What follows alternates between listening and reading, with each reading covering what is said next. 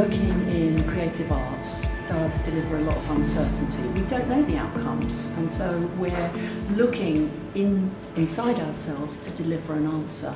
So that uncertainty is something that we all have to learn to live with. It's quite valuable, but self-doubt is a different matter, and that's what we're looking really to be aware of. Like anybody going into the art industry, it's going to be a journey. It's not going to be straightforward. It's going to be zigzagged, but I like to think that I will be doing my own painting and maybe selling off my own work and maybe having in exhibitions, kind of doing stuff like that. But specifically, I have no idea. I'm just, as I said, I'm not really narrow-minded. I'm keeping every option open. It's not a job where you're safe, which is why I think it's so important to have a backup plan. So when we're creative, there's the artist's divine discontent. We always think we could have done better.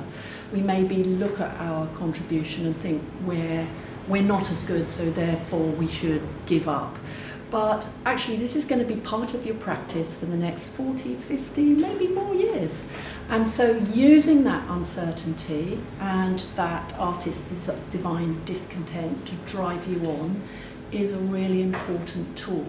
See each creative opportunity as a stepping stone to more knowledge about yourself and your craft.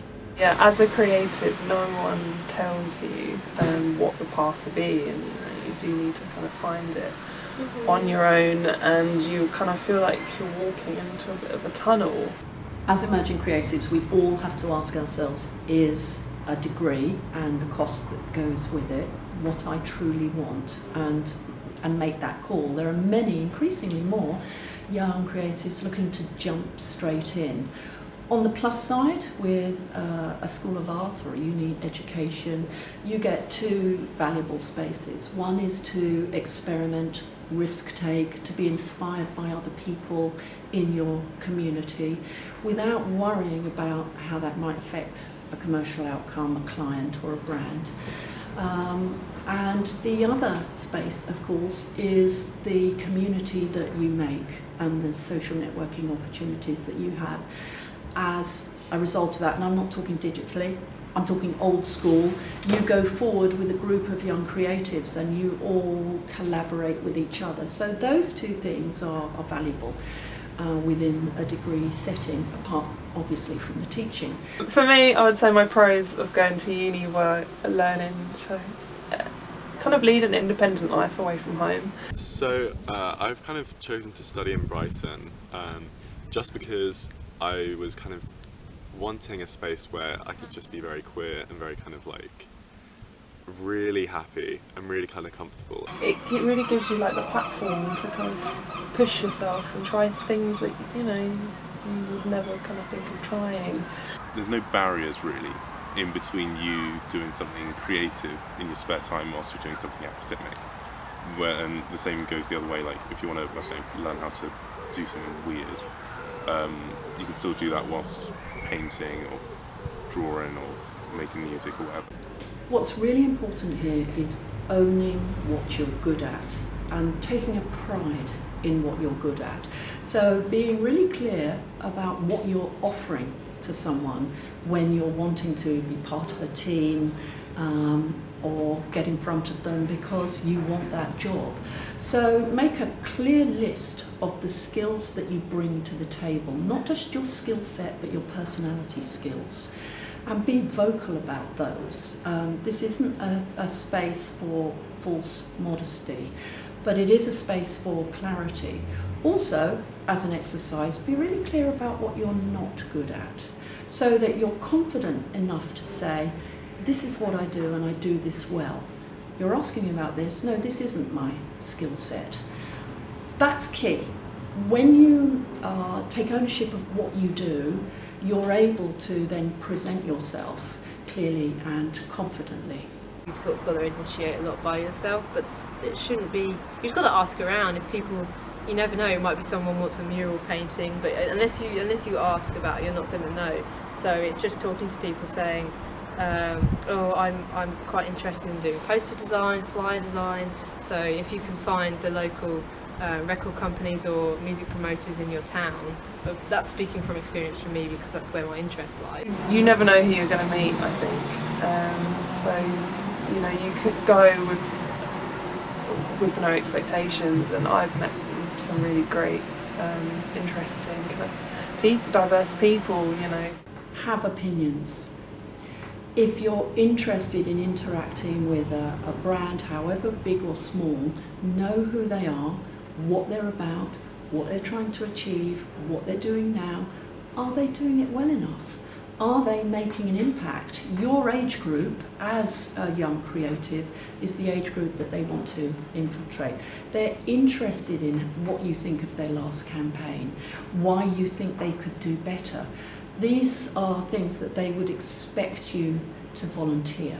Use your skills to get in front of people through social networking. Not the obvious person, not the key designer, everybody wants to follow them, but other people associated with the brand who have perhaps lesser followings and who have time to talk on social networking, and put those opinions in front of them. Most importantly is take a pride in your digital network abilities, your digital skills, your digital natives. Many people, even millennials, the next generation before you, have less natural skill than you do in using digital platforms. These will always be of value to people already in the workplace, because they simply don't have the attention to detail that you do, they don't have the time, and they don't have the know-how. So be very clear that you're able to offer that when you're in front of someone. All creatives have to maintain belief in themselves, and this isn't just at the beginning of your career, this is right the way throughout your career, because our careers go up and down like this. It's not a straight trajectory like that. There will always be quiet periods, there will always be periods where you feel that you want to do this but people aren't picking up the phone, they're ignoring your great ideas. So you have to choose a positive mindset. Don't allow yourself to become immersed in, it must be my fault, I'm not good enough, I think that I should blame myself. And then you begin to ruminate in that space, and it makes it hard to step out of that space. So I'm a dropout, and believing in myself after sixth form was extremely difficult for me, and picking myself up was so hard. But I think realising that there is more than one path to my ambitions was super important, and also realising that maybe taking a longer journey, taking a longer path, although might seem like the wrong decision, can actually be the best decision for anyone. A little tip here: when you have a medium skill set but a medium to high positive belief, you go very far. When you have a high skill set but a low self-belief, you don't go very far at all. So what we're saying here is you can take a medium skill set, and it's about your belief in yourself, and that's what will drive you forward. So choose positivity, choose being mindful, choose thinking about all the positive aspects that you bring, and then get out there and connect, rather than staying back and hoping that someone will come to you. Interning is a very valuable space. Of course, being unpaid and being exploited is a different matter, and there are guidelines on the Gov.uk website. There are companies that will work in a very pro-social, ethical way. Everything will be listed, you will receive payment, but there are many who won't. So it comes down to personal choice and what you think you can do, what you will gain. If you are simply unable to offer your services in exchange for important knowledge in a specialist setting, that can be valuable, but that isn't for everyone, because not everyone is funded in that way, then any kind of work acts as interning. We actually learn a lot by osmosis. We don't, if we think of interning as something where we just go and be in this very privileged position and watch the exact thing that we're interested play out, we're missing a lot of opportunities. Any workspace gives us the space for learning about communication skills, problem solving, taking a leadership position, developing our people skills. So I found personally from working in creative industry straight after my A-levels that it benefited me a lot. I worked at First Sight Art Gallery, and that was interesting to get the feel of galleries and spaces and how people set up their work and what different what artists come in and display their work. I personally found that wasn't the avenue that I wanted to pursue later in life, but it was still a very valuable experience that I did. I've then done picture framing, which has benefited me because I realised that I'm more of a hands-on person and I like creating things and making things, putting things together, and through that I've realised that is the avenue that I want to travel down. Any paid work is great, but make it clear what you're interested in. Maybe you might take a position that pays you, that allows you to clock off at a regular time so that all your collaborative creative work can take place after your working hours. Or maybe there's a space in which you can begin to introduce what you're good at within the workspace as an extra that you bring with you. So it's about how you interpret those opportunities. If you are still at school but you know you want to do something creative, you're thinking about whether you want to engage with a community out there or perhaps getting ready for foundation, some further study, the key thing you've got to do now is be really clear about what you're offering and who you want to offer it to so you can collaborate. You want to make small local projects in which you're having a go at things, you're brainstorming, you're coming together in a room, you're deciding what the project will be and why. I would say as well, add that pro-social element to it. Look at who's in your community who could really do with your group creative skills. Would it be helping someone who's needing to fundraise, giving them the extra graphics, helping them on social media, making a creative event, staging an event for them? So once you start to do that, you're getting experience of working with a client, you're getting experience of brainstorming, putting ideas in, making things happen. And you're also getting experience of sometimes how hard it is to make things happen and how you have to scale back your ideas in order to get to completion. Any project, no matter how small, provides really valuable experience. Most creatives ask the question, how can I find work that's aligned to my values and stay authentic? And it's really important that this voice remains loud in us, because to a certain extent, we are the ones who can agitate for change, who can push back, because we bring the creative solutions and new ways of doing things. So in everybody's working life, we will look for the balance. Yes, we have to pay our bills, and it may be that a commercial job doesn't deliver the meaning and purpose that we want, but it means that we then have a period of time in which we're free to do pro-social jobs, community jobs, but we might be lucky enough in which we're working for a big brand, not particularly known for their ethical or pro-social stance, and we bring our new knowledge in. And this is the best space of all, because if you're outside of the organisation, you're just a person with a protest banner as people go through the office door. But if you're inside, you can begin to learn how things are done and look for new ways of doing things and take your new knowledge with you, because a lot of people in the system are stuck with the way they've always done things. And so that's the value of new generation creatives going in. So I have a variety of themes in my work. I tend to focus on my identity and race, because I find that's quite a dividing issue that I personally have. Being kind of, like I said, in a very kind of small community, a very kind of small-mindedness has kind of pushed me into being as open and as weird as I can.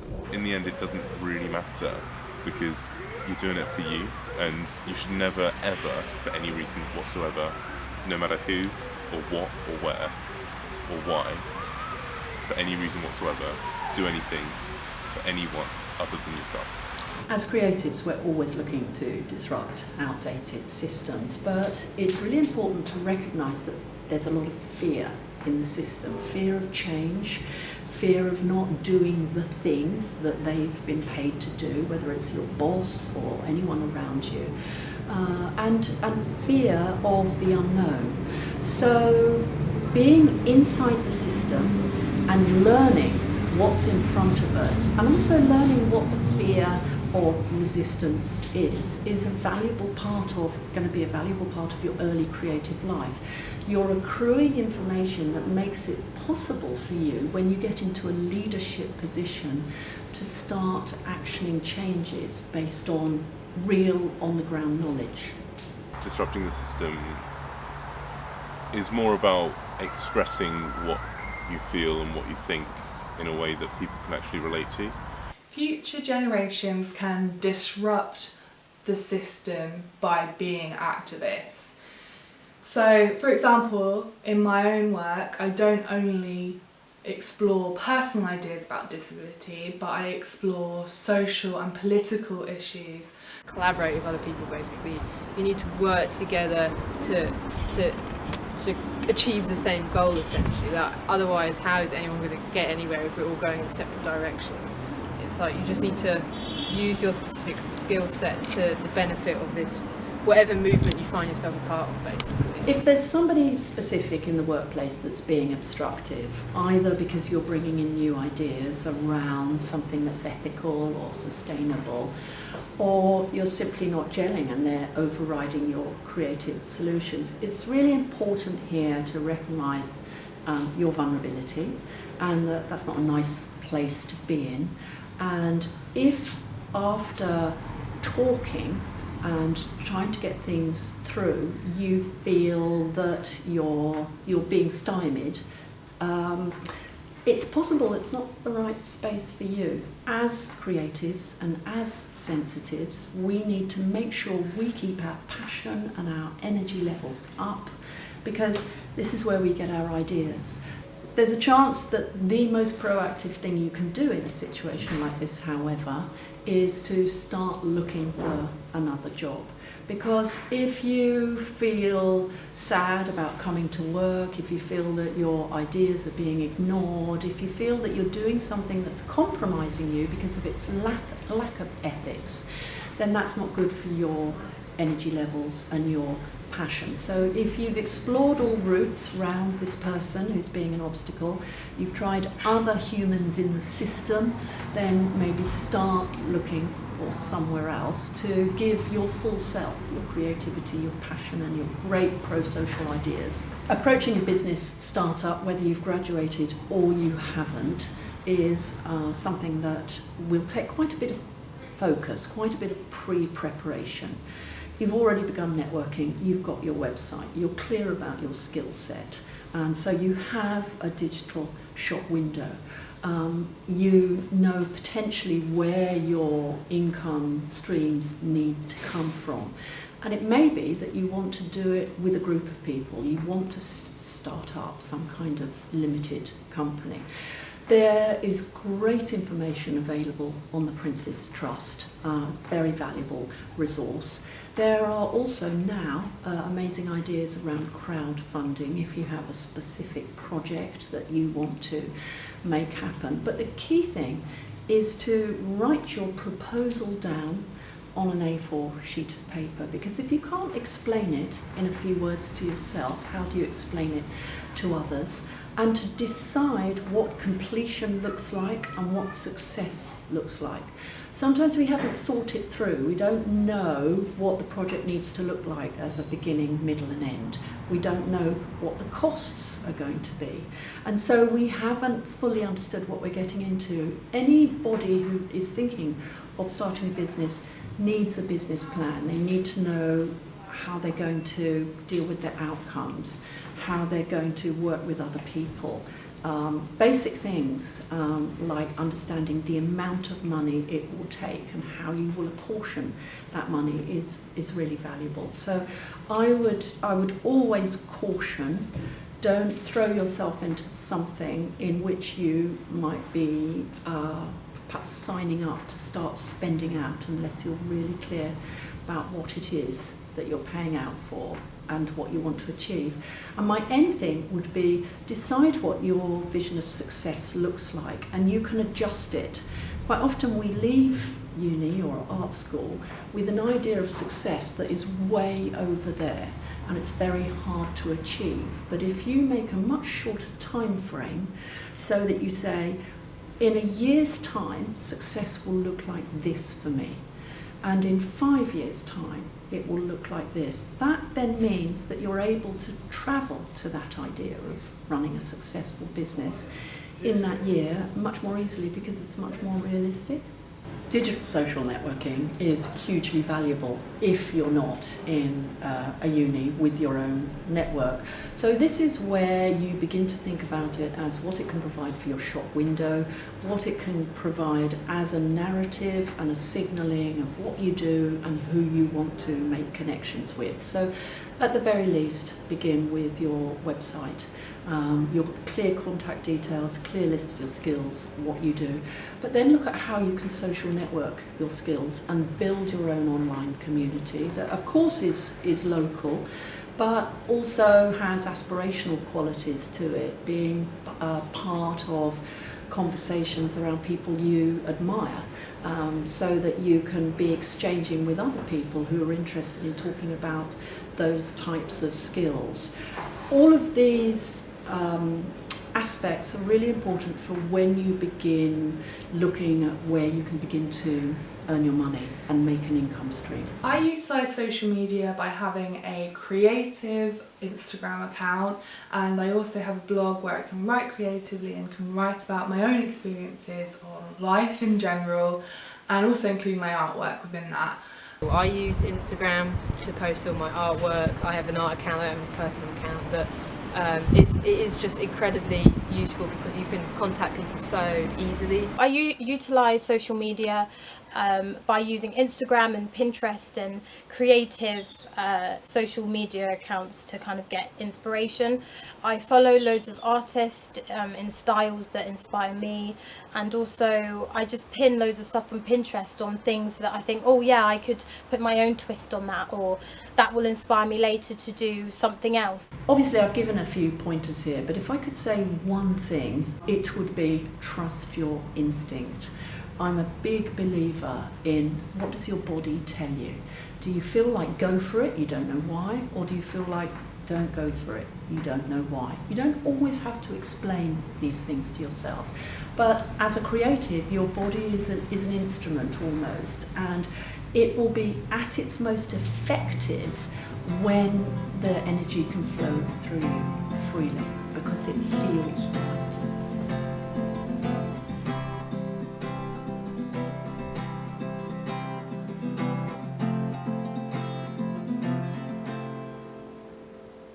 Hands over their hearts, holding the wallets in their pockets, pushing down the rest to dance for their vomits, sending the dogs they feed with our gift of profit, swearing they'll protect us, but only if we can afford it. And our mothers and fathers look like prisoners of war, forced to sell their lives for the ones that they adore, wasting away their golden years until they can work no more, filling their hoards and gold with our gold offshore. Yet it's us that they censor, the truth behind lies. Why should I be honest if I'll only hurt their pride? We're only the masses. Why should we decide what they should pass and how we live our lives?